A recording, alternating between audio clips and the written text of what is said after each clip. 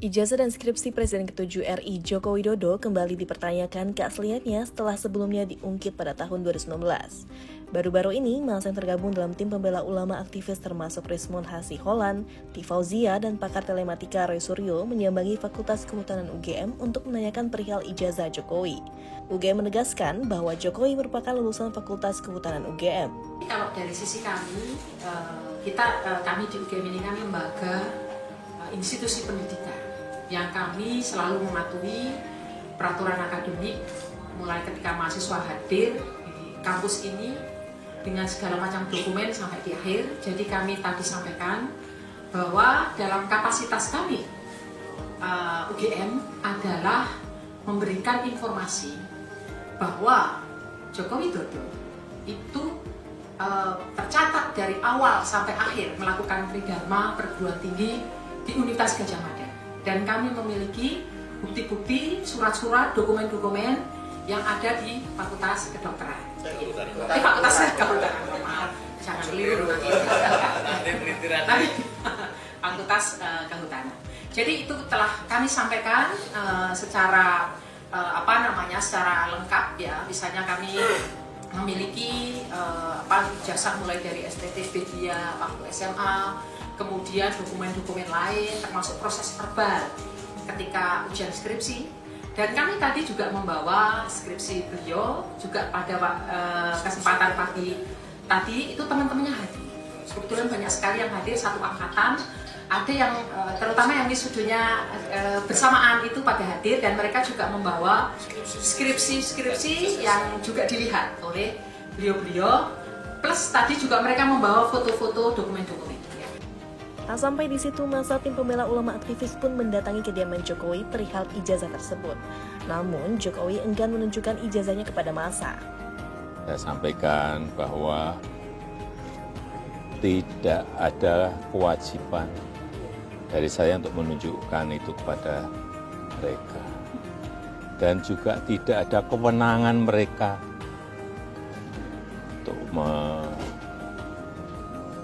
mengatur saya untuk menunjukkan ijazah asli yang saya miliki.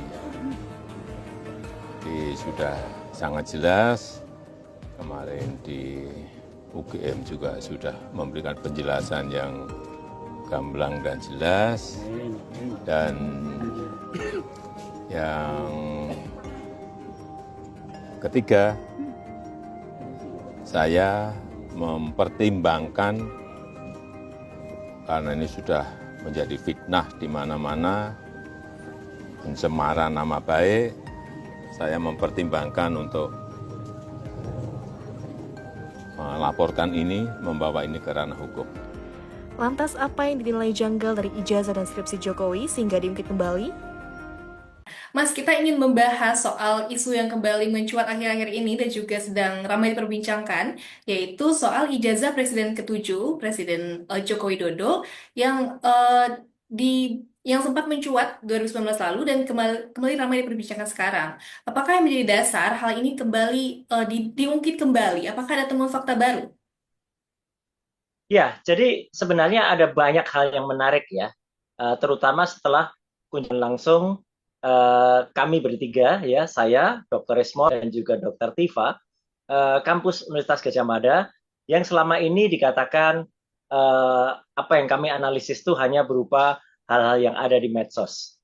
Itu kami bantah sama sekali, tidak ya, karena ketika kami di Universitas Gadjah Mada, akhirnya itu telah mulai satu bincangan cukup panjang, karena awalnya UGM berdalih menggunakan Undang-Undang Keterbukaan Informasi yang diketikkan. Saya katakan kepada mereka mungkin lupa bahwa selama setahun saya itu ada di Komisi 1 DPR RI, mulai tahun 2009 sampai 2019. Dan saya juga ikut membahas atau menggagas Undang-Undang Nomor 11 tahun 2008, termasuk ketika kami juga membahas Undang-Undang Nomor 11 tahun 2008 soal ITE. Nah, jadi Undang-Undang Keterbukaan Informasi itu, Nomor 11 itu saya ikut membahas dan bahkan mengawal terus sampai dengan 2019. Dan bahkan ketika ada di sini tentang Undang-Undang Keterbukaan Informasi Publik nomor 27 tahun 2022 pun, saya pun masih ikut juga membahas. Jadi artinya, saya ingat ketika berdalih dengan Undang-Undang Keterbukaan Informasi Publik, di pasal 17 yang dikecualikan, itu adalah hanya yang bersifat sangat-sangat pribadi. Misalnya data-data tentang nilai, data tentang prestasi. Jadi misalnya nilai atau misalnya transkrip gitu ya. Atau misalnya penyakit, riwayat penyakit seorang itu memang dikecualikan. Itu harus perintah pengadilan. Nah, tapi untuk skripsi dan apalagi juga ijazah itu tidak termasuk yang dikecualikan. Jadi artinya akhirnya pada tanggal 15 April kami bertiga itu memegang skripsinya yang disebut itu skripsi Jokowi tahun 1985, dan disitulah terdapat banyak sekali hal yang pantas dipertanyakan. Misalnya, ya tidak adanya tanda tangan para dosen penguji, bahkan lembar pengujian pun tidak ada. Kemudian ada perbedaan tangan dari dekan dan juga dosen pembimbing, yang katanya dosen pembimbing. Tanda tangannya berbeda. Ya, ini kalau orang yang bisa baca tanda tangan, yang berasal belajar grafolog, itu tentu langsung cepat menilai itu. Ya, dengan tanda tangan biasa yang asli. Kemudian tidak ada nama Insinyur Mujo yang selalu disebut-sebut itu sebagai dosen pembimbingnya. Ya, dalam berbagai kesempatan Jokowi sendiri tahun 2017, 2020 lalu itu mengatakan Kasmujo dosen pembimbing. Itu nama Kasmujo. Dan bahkan yang menarik berikutnya adalah adanya perbedaan ya, antara skripsi dia itu dengan skripsi temannya yang dari angkatan 80 juga, yang ternyata ada lembar penguji gitu loh. Jadi ini beberapa hal ini yang kemudian membuat kami merasa perlu untuk menindaklanjuti ini, dan memang keesokan harinya ketika tanggal 16 April saya tidak ikut ke Solo karena memang saya ada acara yang sudah direncanakan sebelumnya, dan yang ikut ke Solo tidak bisa melihat langsung ya, apalagi memverifikasi ya, karena tidak dipertunjukkan ijazah itu dengan alasan nanti akan ada di pengadilan. Meskipun uniknya beberapa jam sebelumnya bahkan sesudahnya itu ketika ada beberapa awak media itu diperlihatkan, tapi tidak boleh difoto, bahkan awak media itu dilucutin dulu, tidak boleh direkam. Kemudian ini kayak zaman orba saja gitu, bahkan lebih orba dari orba gitu kalau istilah orang-orang itu ya gitu. Jadi teman-teman media ini kayak dipakai gitu, kayak dimanfaatkan untuk menyuarakan apa yang hanya mereka lihat saja, dan persepsi hanya melihat saja itu ada nilai sama sekali, nol nilai kalau di mata hukum, kalau untuk kesaksian. Kalau saja sudah tahu lah, Pak Jokowi ini kan sebenarnya orangnya kan humble, orangnya kan ramah gitu. Kalau dari awal dia itu menunjukkan ini ijazah saya, hehehehe, saya kira selesai lah itu dari awal, dan nggak akan ada ribut-ribut seperti sekarang. Jadi itulah kira-kira perkembangan terakhirnya, Mbak. Jadi dari temuan Bapak yang Mas Rusiro kemarin ke UGM itu ada kejanggalan, itu tidak, tanda tangannya berbeda ya? Tanda tangan Iya, berbeda. jadi deskripsinya tuh banyak sekali hal yang aneh gitu ya. Di samping kertasnya juga berbeda, kemudian yang dikemukakan Dr. Resmond itu ya, bahwa huruf yang digunakan Times Roman gitu. Kemudian dokter juga menemukan pada skripsinya itu tertulis tesis gitu ya. Jadi unik, saya sendiri melihat bahwa apa ini istilahnya penulisan ya, karakter O jadi OE jadi U itu juga tidak seragam gitu. Ketikanya juga jauh sekali berbeda. Jadi ini menimbulkan pertanyaan gitu. Kalau misalnya itu memang benar-benar dulu lulus kayak gitu, waduh, saya benar-benar mengelus dada. Kenapa kampus yang sangat saya cintai, Universitas Gadjah Mada, yang di tahun 49 itu bisa meloloskan seseorang dengan hasil skripsi seperti itu. Ya, itu harusnya tidak lulus. Itu harusnya mengulang lagi berkali supaya itu kenapa bisa lulus. Itu aja pertanyaannya. Iya, jadi dari temuan Anda sendiri banyak kejanggalan ya, Mas Roy ya. Nah, Ya, dan sangat ya. kalau banyak kejanggalan, dan juga kemarin kita juga melihat dari statementnya Pak Jokowi itu mengatakan kalau misalnya dia tidak punya kewajiban untuk menunjukkan ijazahnya ke publik. Menurut Anda ini bagaimana? Salah ya. Saya kan sebagai mantan presiden ya, mau tanya dong gitu, atau stafnya membisikin yang benar. Jangan kemudian menyesat ya gitu. Dia mengatakan tidak punya hak untuk kemudian mempublikasikan. Salah. Jokowi itu sampai dengan sekarang itu adalah masih pejabat publik. Beliau masih tercatat sebagai Dewan Pengarah di Danantara. Ya, Danantara adalah lembaga publik gitu loh. Yep. Yang mana salary atau gaji di Danantara termasuk Dewan Pengarahnya itu dibiayai dengan anggaran negara, atau dengan kata lain dibiayai uang rakyat. Pejabat yang dibiayai oleh uang rakyat itu harus mau dibuka data-datanya gitu loh, termasuk misalnya rekam jejaknya gitu loh. Meskipun mungkin tidak sampai transkrip nilainya lah, oke. Meskipun kapan itu dia membocorkan sendiri kalau nilainya itu IP-nya hanya 2 atau bahkan di bawah 2. Itulah kita nggak mempermasalahkan itu. Yang kita permasalahkan adalah ijazah asli yang diterbitkan oleh Universitas Gadjah Mada gitu. Dan itu yang tidak berhasil sampai dengan sekarang, saya harus katakan tidak berhasil atau tidak bisa dilihat sampai dengan sekarang. Padahal kita kan lihat segini, bahkan sekarang ada trending topik, trending ya di sosial media, mau di Facebook, mau di Instagram, mau di X gitu. Orang-orang pada melakukan diploma challenge, artinya memasang ijazahnya masing-masing dengan bangga. Bahkan kita juga sangat bangga. Salah satu proklamasi kita, Bung Ha, itu sampai dengan sekarang ijazahnya masih dipasang di Universitas Erasmus yang ada di Rotterdam. Jadi kan bangga banget kita gitu, lihat kayak gitu. Masa sih gitu? Mantan presiden kita itu dia bangga dengan ijazahnya gitu loh. Itu kan aneh gitu. Menurut saya ini fenomena-fenomena yang terjadi sebelum kita bahas beberapa temuan yang dulu sudah saya lakukan dengan Dr. Resmond dan juga dengan Dr. Tifa. Nah, berarti harusnya kalau misalnya menurut Mas Roy Suryo itu Pak Jokowi mau memperlihatkan dengan senang hati ya Pak ijazahnya Pak ya? Iya, simple kan? Dan itu kan Iya. bisa langsung menghapus semua keraguan-keraguan masyarakat, dan tentu saja tidak gaduh gitu ya. Masyarakat tidak perlu dibuat gaduh dengan ulah ini gitu. Kalau ada yang membuat gaduh, ya saya kira membuat gaduh kausa primana adalah orang yang tidak mau menunjukkan ijazahnya. Itu aja. Padahal dia pejabat publik. Ya, dan menurut saya jangan kemudian dipengaruhi oleh pikiran-pikiran yang salah ya gitu. Undang-Undang Keterbukaan Informasi Publik sekali lagi nomor 14 tahun 2008 itu jelas-jelas gitu menulis apa yang dikecualikan dan apa yang tidak. Yang tidak dikecualikan itu berarti hak publik ya gitu. Publik harus tahu atau harus mengerti apa yang ada pada atau termasuk rekam jejak dari para pejabat publiknya.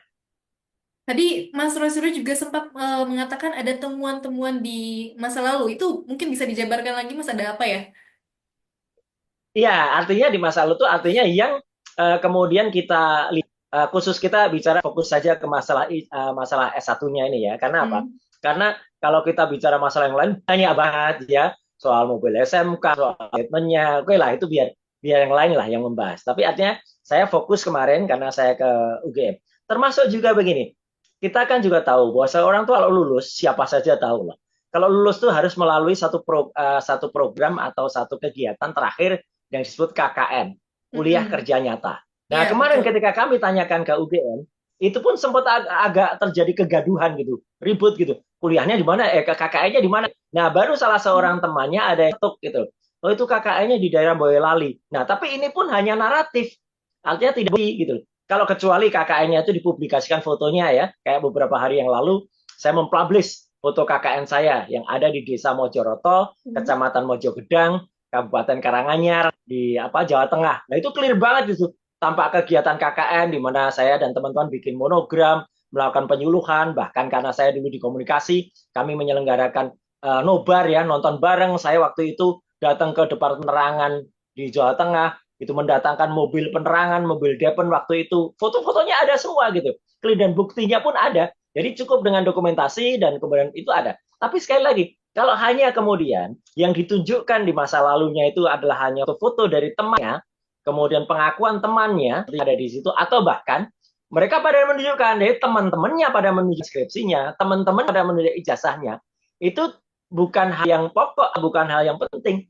Karena apa? 1000 foto, 1000 pengakuan dari temannya tidak berguna sama sekali, tanpa ada ijazah asli atau juga skripsi asli. Kemarin kita udah lihat skripsi aslinya, dan banyak sekali errornya gitu, atau banyak.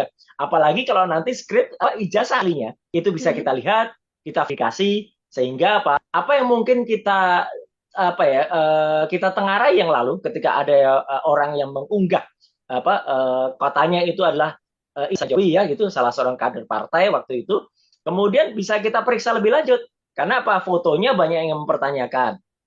Jadi fotonya bisa kita teliti lagi apakah benar itu foto yang bersangkutan atau foto yang itu disebut-sebut orang sebagai seorang namanya Dumatno gitu ya, Dumatno Budi Utomo. Jadi sebenarnya simple.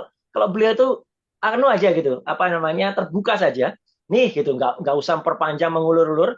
Saya kira simple dan kita semua bangga, kita semua tepuk tangan sebagai sesama alumnus Universitas Gadjah Mada ya gitu. Waduh, kita tentu akan hormat dan kemudian kita nyatakan oke, clear, selesai gitu ya. Kalau memang ijazahnya kemudian terverifikasi sebagai ijazah yang asli dan benar. Itu aja. Baik, Mas. Tapi dari pihak UGM sendiri itu udah menyatakan kalau Presiden Jokowi itu resmi lulus dari jurusan Kehutanan UGM ya, Mas ya. Tapi kenapa masih banyak yang meragukan hal ini? Ya, gini. Statement itu disampaikan secara sepihak. Ini saya juga sangat Hmm. menyesalkan, sangat menyesalkan. Ada pertemuan dari Selasa tanggal 15 April.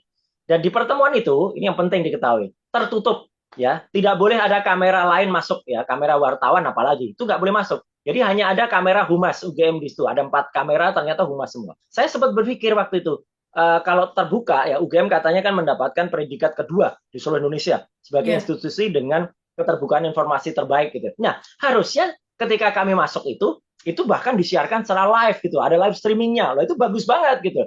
Sudah kami hanya bertiga yang masuk dan diterima atau dikeroyok istilahnya teman saya, dikeroyok 6 orang ya, tidak ada keterbukaan bahkan kemudian setelah itu bikin konferensi pers sendiri ya gitu Pak. Tadinya kita ajak, yuk kita bikin konferensi bareng. Mereka bilang nanti aja Mas gitu. Setelah mereka bikin konferensi dan di konferensi itu coba perhatikan Mbak dan juga seluruh pemirsa Kompas ya gitu.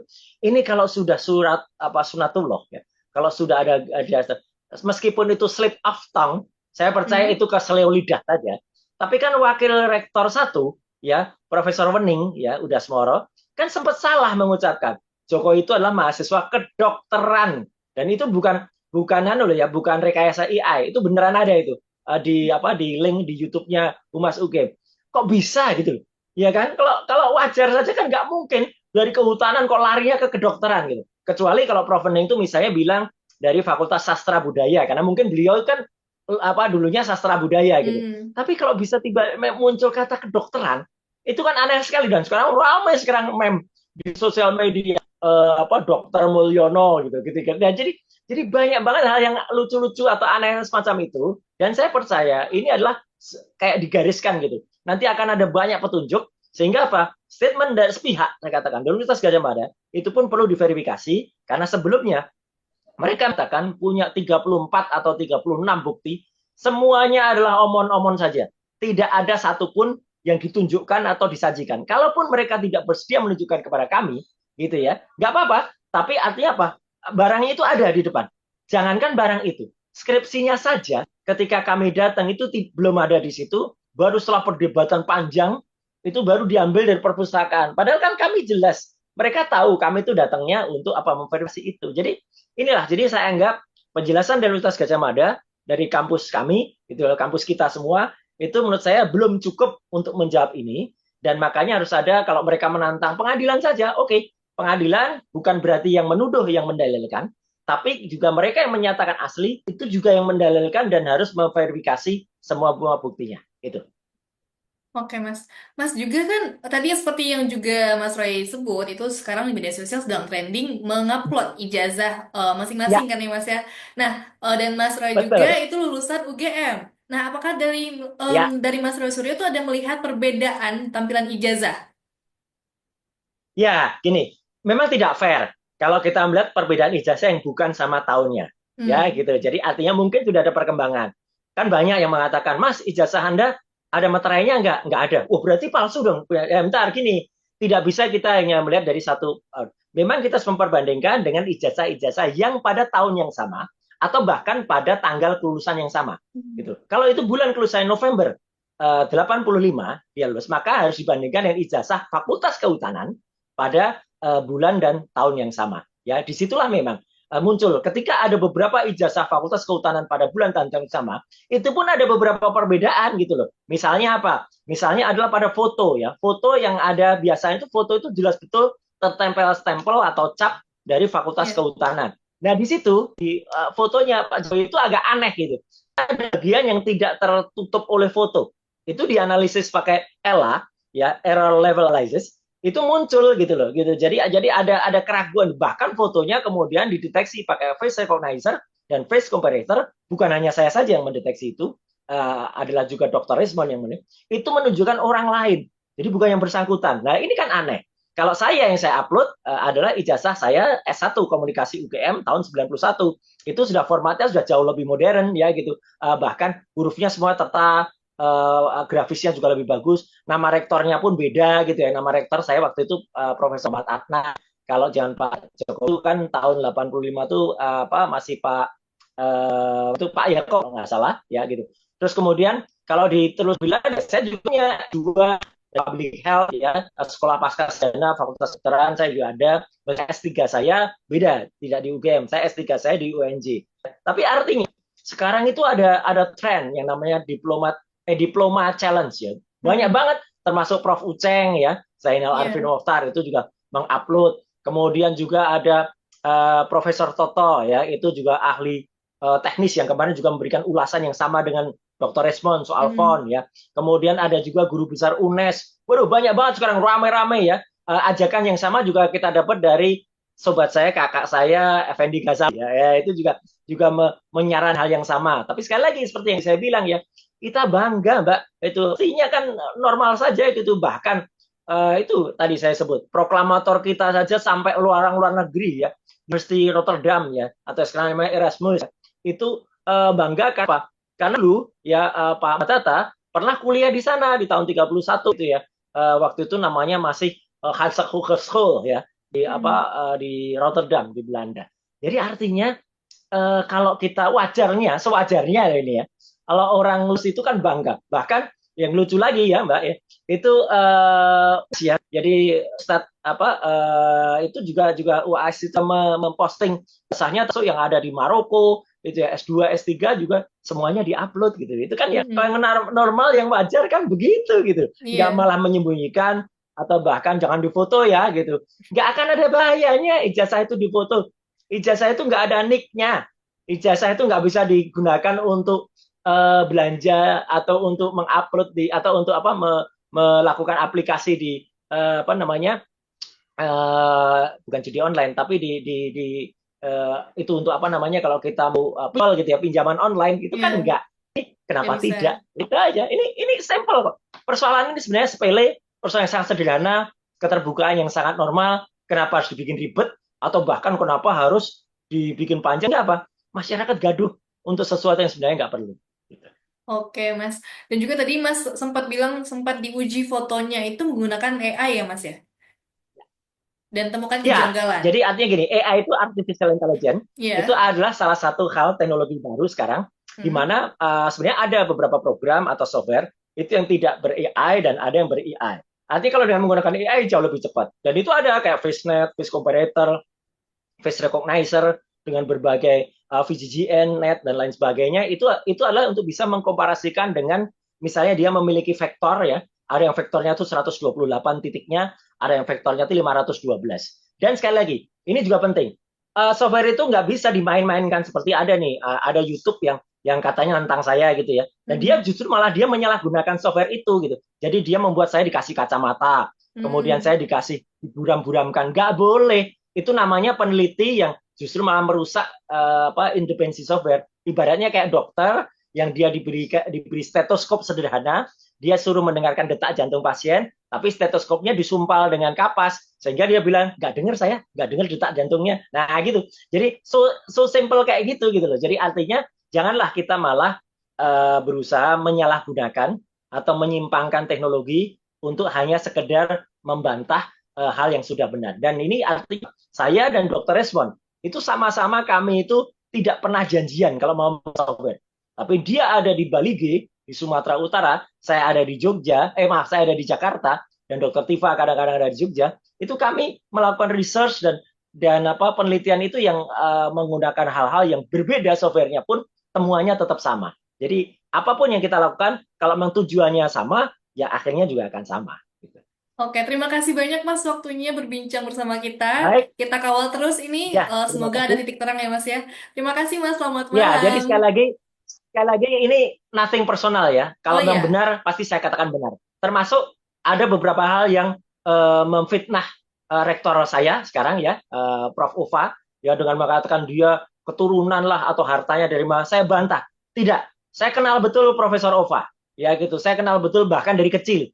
Beliau adalah putra dari seorang kiai, Zaini Dahlan ya, Rektor UII Universitas Islam Indonesia. Gitu. Hanya saja sayangnya beliau the right man and the wrong place saja pada kasus ini. Itu aja ya. Jadi terima kasih juga atas kesempatannya. Moga-moga bermanfaat. Ya, terima kasih Mas. Selamat malam.